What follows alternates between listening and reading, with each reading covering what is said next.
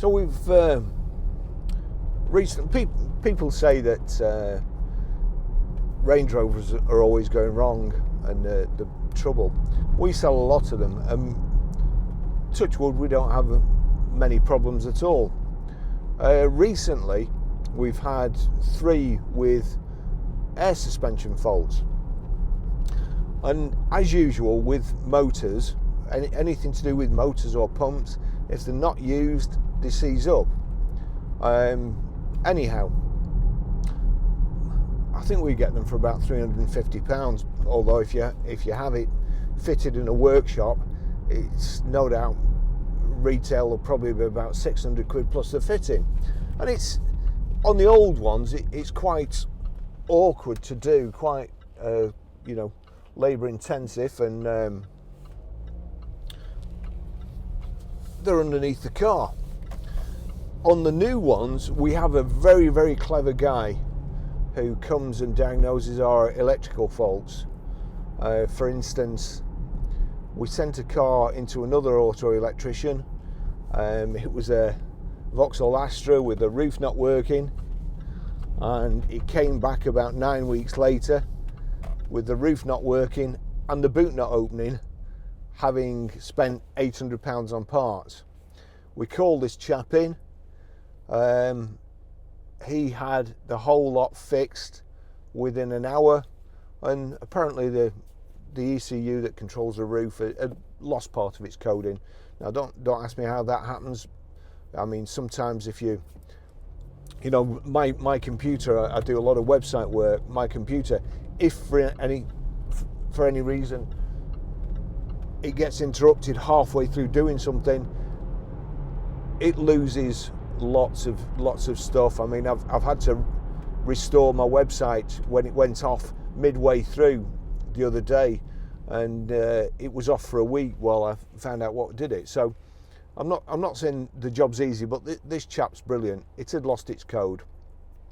Anyhow, we also had a Range Rover, a 15 plate Range Rover, the one I was using, and these things only come to light, nobody uses them, and then when you do use them, of course they've seized up or something got blocked up. And of course, when I'm videoing, I always try and check everything on the car. And the Range Rover we've got is got access mode. So when you switch the car off, it goes down, makes it easy to get out. When you get back in, blows the suspension up, and it's really good if you use it. This wasn't activated. I activated it, went down, warning light came on, not working. So we got the chap in. He diagnosed the problem being the pump, the faulty pump. But then, and this is why he's worth his weight in gold, he said even though Land Rover don't list parts for this model, this pump is the same as on the, I think he said the 322, and you can get the filter, the exhaust filter, and also the little valve. The whole pump costs 360 quid to us, trade plus VAT. The kit, the filter and the valve, £27. There's 2 Torx screws holding it in, a 17mm and a 13mm pipe. Now, what I did, I'm always frightened of working with compressed air because you undo something and it blasts out. So I put the suspension to the bottom, and then I undid the pipe very gingerly just to let any air come out, should there have been any in the system. As it happens, there wasn't. But again, I would advise you, if you're doing it, to wear protective goggles, wear glasses, just in case. You never know, and you don't want to do anything wrong. You've only got one lot of eyes, so be careful. So you undo the pipe, 13mm I think that is. And then there's 2 Torx bolts that hold the dryer on, and you need to be careful with that as well because it's full of these kind of beads. So when you take it off, there's a spring at the back, and it's full of beads, so hold it and get it upright as soon as possible, and certainly don't invert it, otherwise you'll be picking beads up for the rest of your life. There's thousands of the things in there.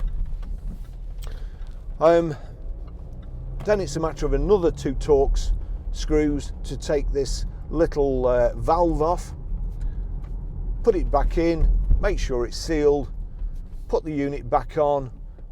You put this like little brass filter on the end, and I screwed it all back together.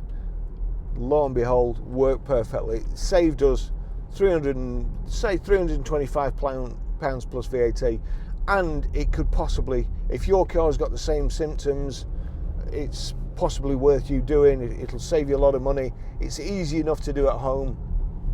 The air pump in the newer shape Range Rovers is underneath the spare wheel in a little circular container. There's just some clips you have to just lever off, and then it is a really easy job and could save you a lot of money.